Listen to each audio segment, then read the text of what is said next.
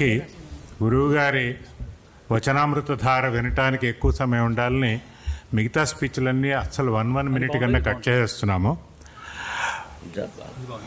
నేను రాసిన పుస్తకం త్యాగరాజ పరమహంస ఈరోజు విడుదల చేయడానికి వారు అంగీకరించారు, చేశారు. వారికి ధన్యవాదాలు.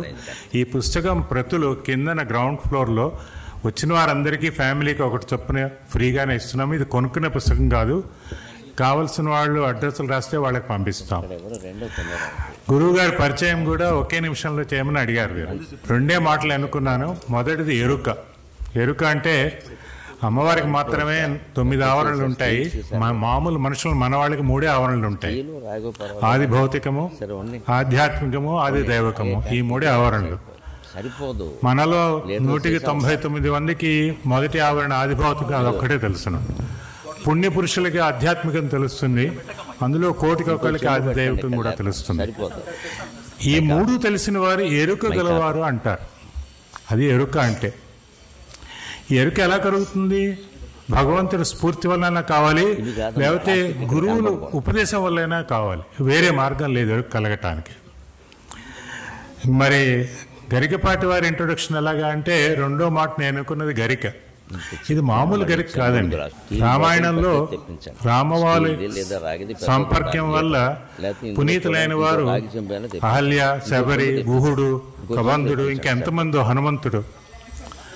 కానీ వారిలో ఒక చాలా బ్రహ్మాండమైన వస్తువు తిరిగి మన భూమికి చేరిన ఒక వస్తువు ఉన్నది. అదే గరిక. గరికని బ్రహ్మాస్త్రమై ముల్లోకాలు తిప్పి తిరిగి వచ్చి రాముల వారి చేతికే వచ్చి మన భూమి మీదే ఉండిపోయింది. అది ఉండిపోయిన చోటు క్రమక్రమంగా ప్రసిద్ధిగా గరికపాడైంది. ఆ గరికపాడులో మొలిచిన మొక్క ఈ గరిక. ఎటువంటిది? బ్రహ్మాస్త్రం. దేనికి? మనకి ఎరుక కలిగించే ఒక్కొక్క మాట ఒక్కొక్క బ్రహ్మాస్త్రమై వినేవారి గుండెల్లో చొచ్చుకుని మేధని మధించి మనం ఏమిటి, మనం ఏం చేస్తున్నాము, మన జాతి ఏమిటి, మన సంస్కారం ఏమిటి, మనం తెలుసుకోవాల్సింది ఏమిటి, చేయవలసింది ఏమిటి అని కార్యోన్ముఖులను చేసే బ్రహ్మాస్త్రము. అది గరికపాటి వారి నోట వచ్చినట్టుగా ఎక్కడా వినము, కానము. వారు ఉన్న కాలంలో మనం జన్మించి మనం బతికి ఉండటం అనేది మన అదృష్టంగా నేను భావిస్తున్నాను. ఎందుకంటే